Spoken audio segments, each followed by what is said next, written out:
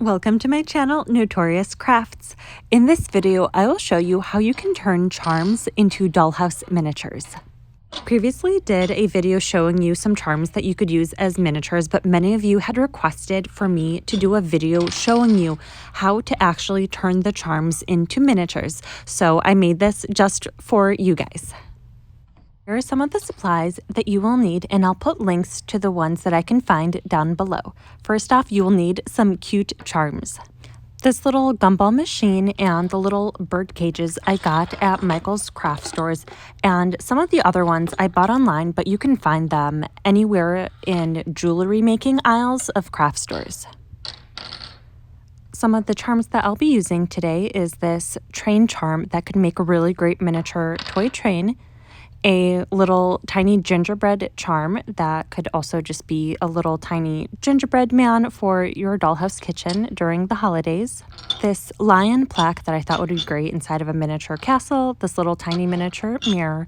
And for my tools, I have a few different sets of pliers. And these wire cutters are probably the most important tool that you will need. You'll need these to cut off the metal loop on the charm.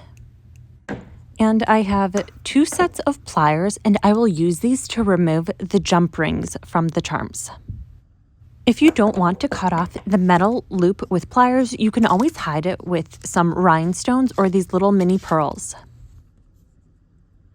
I also have some sandpaper to sand down the charm after cutting off the metal loop, and then I also have some safety glasses so that the metal loop doesn't fly into my eye when chopping it off.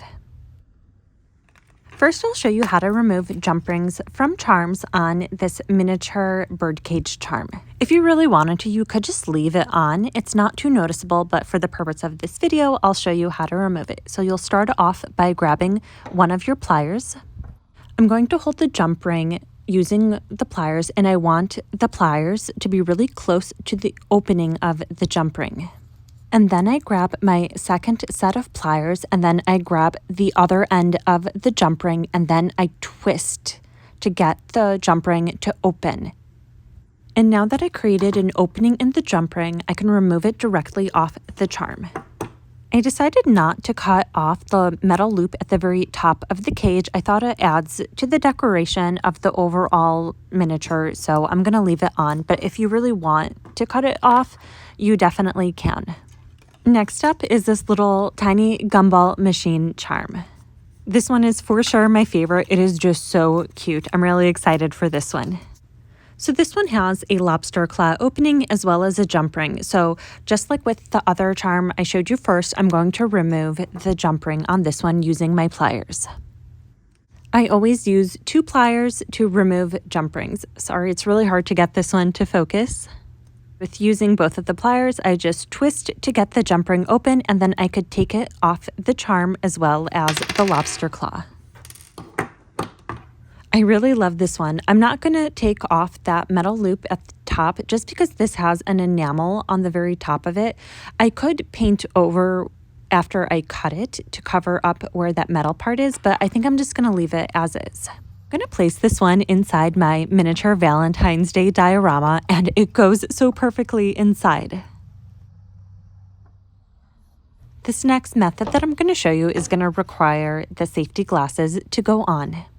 With this method, I'll show you how to cut off the metal loop on each of the charms. With this method, I'm going to grab my wire cutters, and I'm going to cut off just one side of this metal circle. And then I flip it over to the other side, and I'm going to cut off the other end. I'm going to try to hold that little metal piece so it doesn't end up flying off. Now the charm has been turned into a dollhouse miniature. It still has a rough side to it after cutting off the metal, so I grab some sandpaper and sand off that rough edge. And wash your hands as well as the miniature right after sanding it down, since you're going to have a lot of miniature metal dust specks, and that can be very hazardous. That's why you should also try to buy charms that are nickel free. And now after sanding, we no longer have that really rough edge. And now let's do the same thing to this little train charm. I'm gently removing off the metal loop of the charm using the wire cutters. And now I'm going to sand down the rough part of this miniature train. I like keeping the sandpaper in the paper packaging. That way I can hold it easily while I am using the sandpaper, and the rest of the charm doesn't get scratched by the sandpaper. Next up is this little gingerbread charm, and I'm just going to chop the top off, and that came right off. That is also why I wear my safety glasses, because those little metal tops like to fly off most of the time. And I'm going to keep cutting it with the wire cutters until most of that top is off, and then same process, just sanding it down with some sandpaper. And next up is this saxophone charm. There are a lot of instrument charms, so if you're looking for some instruments for your dollhouse, definitely check out some of the musical charms. I'm using a pair of pliers to hold down that metal loop at the top while I cut off the rest of it with wire cutters. Now I lost my saxophone. Okay, here it is. And it has that little rough edge, and same process like with the others, just using some sandpaper to sand it down. You can also paint over the charms too, just to hide where that loop was. The next method of turning charms into miniatures is by hiding that opening at the top using some rhinestones.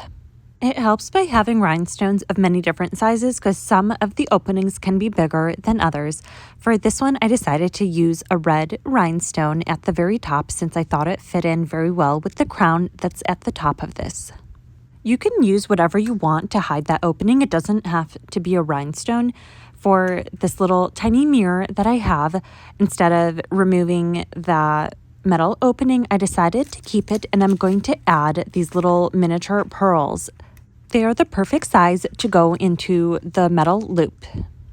Always make sure that you test out to make sure it fits before you start gluing it down. And it fits very nicely inside, and it looks like it's supposed to be part of the mirror. So I'm going to grab some glue and put some glue directly onto the metal.